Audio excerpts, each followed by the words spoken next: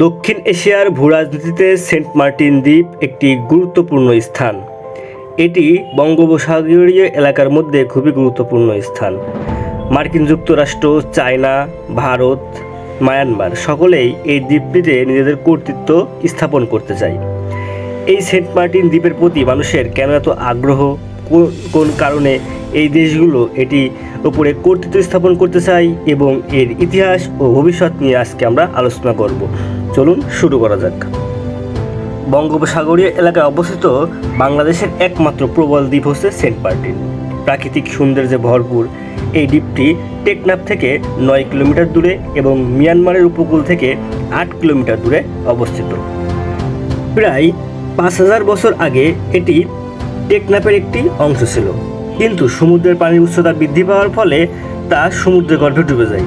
এভাবে দীর্ঘ সময় অতিবাহিত হওয়ার পরে আজ থেকে প্রায় 450 বছর আগে এর পূর্বপাড়া জেগে ওঠে এবং এভাবে পুরো দ্বীপটি আস্তে আস্তে জেগে উঠতে শুরু করে।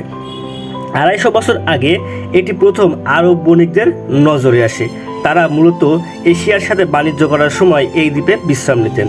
তখন তারা এই দ্বীপটির নাম রেখেছিলেন জাজিরা। 1890 সালের দিকে এই দ্বীপটিতে কিছু মৎস্যজীবীরা বসবাস শুরু করে এবং তখন তারা লক্ষ্য করে এখানে প্রচুর পরিমাণ নারকেল গাছ অবস্থিত।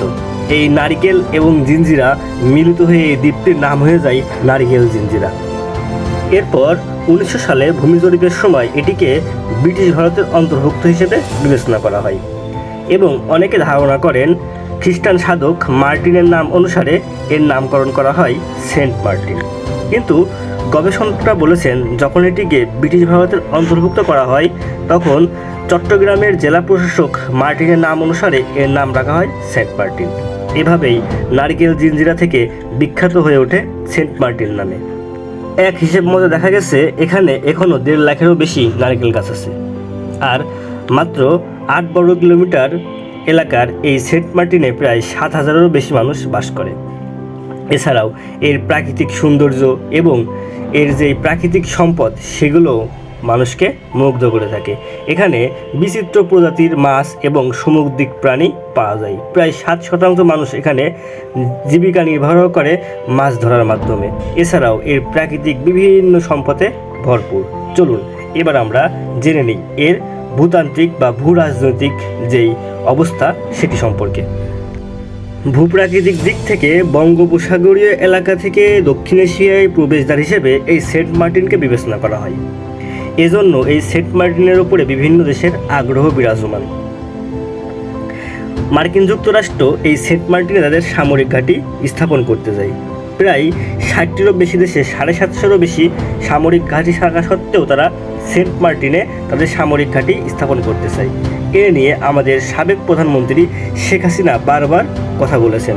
তিনি এটাও বলেছেন যে সেন্ট মার্টিন দ্বীপ যদি আমেরিকাকে তিনি দিয়ে দিতেন তাহলে হয়তো ক্ষমতা ছাড়তে হতো না। এর সত্যটা কতটুকু আমরা জানি না, কিন্তু ভূপ্রাকৃতিক দিক থেকে এটা খুবই গুরুত্বপূর্ণ। এজন্য মার্কিন যুক্তরাষ্ট্র এর দিকে খুবই আগ্রহী। যদিও মার্কিন যুক্তরাষ্ট্র তাদের অবস্থান পরিষ্কার করেছেন যে তারা এর প্রতি আগ্রহী নয়। এছাড়াও তাদের যে আগ্রহ হওয়ার প্রধান কারণ হতে পারে চীন এবং ভারতের দিকে এখান থেকে তারা নজরদারি করতে পারবে। এছাড়াও চীন এই সেন্ট মার্টিনের প্রতি খুবই আগ্রহ, কারণ তারা চায় এখান থেকে ভারতের দিকে নজরদারি করতে। এবং ভারত আগ্রহ প্রকাশ করে কারণ ভারত যদি সেন্ট মার্টিনের অধিকার নিতে পারে তাহলে তারা চীন এবং আমেরিকার নজরদারির হাত থেকে রক্ষা পাবে। এছাড়াও মিয়ানমার তাদের অবস্থানকে শক্ত করার জন্য এই সেন্ট মার্টিন দ্বীপটি দখল করতে চায়। বাংলাদেশ যে মিয়ানমারের সাথে একটি বিপুল পরিমাণ সমুদ্র সীমা লাভ করেছে তার অন্যতম কারণ হচ্ছে এই সেন্ট মার্টিন দ্বীপ। কারণ এই সেন্ট মার্টিন দ্বীপের কারণে তারা সমুদ্র সীমার একটা বিপুল অংশ লাভ করতে সক্ষম হয়েছে। বর্তমানে এই দ্বীপটি এত আলোচনার প্রেক্ষাপট এজন্য হয়েছে যে কারণ বর্তমানে এখানে পর্যটকদের ভ্রমণের উপরে নিষেধাজ্ঞা আরোপ করা হয়েছে। এ থেকে অনেকে ধারণা করছেন হয়তো সেন্ট মার্টিন দ্বীপটিকে যুক্তরাষ্ট্রকে দিয়ে দেওয়া হতে পারে। এজন্য এখানে হোটেল, মোটেল, তারপরে বিভিন্ন কাজে কর্মরত শ্রমিকরা বর্তমানে আন্দোলন করছে এবং ধর্মঘট করছে। কিছুদিন আগে দেখলাম তারা কাফনের কাপড় নিয়ে আন্দোলন সংগ্রাম করছে, কিন্তু সরকারের পক্ষ থেকে স্পষ্টভাবে জানানো হয়েছে যে কিছু প্রতিকূল পরিবেশ এবং এই সেন্ট মার্টিনের স্থায়িত্ব বৃদ্ধি এবং একে রক্ষা করার জন্য কিছু পরিকল্পিত ব্যবস্থা গ্রহণ করা হবে। আর এজন্যই কিছু সময় নেওয়া হচ্ছে এবং পর্যটন সেখানে ভ্রমণের উপর নিষেধাজ্ঞা দেওয়া হচ্ছে।